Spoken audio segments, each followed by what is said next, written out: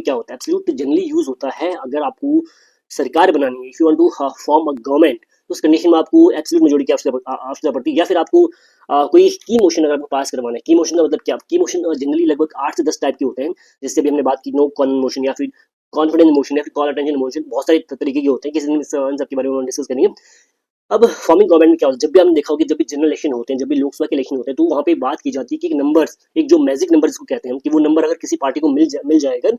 अगर उतनी सीटें अगर किसी पार्टी की आ रही हैं, तो उसका मतलब वो सरकार बना सकते हैं। वो कितना होता है, इस कंडीशन में वो होता है, जैसे भी लास्ट इलेक्शन जो हुआ था उसमें 272 था वो, अगर किसी पार्टी को 272 सीटें मिल जाएंगी तो वो सरकार बना सकती है। अब देखो यहाँ पे क्या है,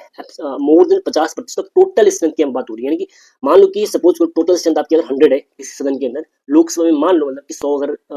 टोटल है वहाँ पे मेंबर, तो अगर आपको कोई एब्सोल्यूट मेजोरिटी से कोई चीज अगर पास करवानी है या आपको वहाँ पे अपना बहुमत सिद्ध करना है, तो उस कंडीशन में 100 का आपको 50% कितना हो जाएगा, 50 हो जाएगा प्लस वन, यानी कि अगर आपके पक्ष में 51 मेंबर्स खड़े हैं, तो इसका मतलब आप सरकार में रह सकते हैं, या फिर आप उस चीज को एब्सोल्यूट मेजोरिटी से पास करवा सकते हैं। अब इस कंडीशन में क्या होगा, 545 कंडीशन में, अब जनरली आप देखो यहाँ पे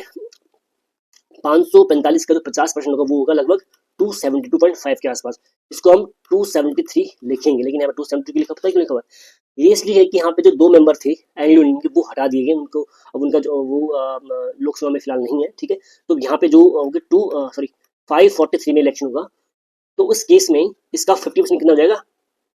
271 पॉइंट समथिंग, तो वो 272 काउंट किया जाएगा, कितना काउंट किया जाएगा, 272। इसका मतलब ये हो गया कि अगर 272 सीटें अगर किसी की आ जाती हैं, ठीक है ना, तो उसकी सरकार बन जाती है।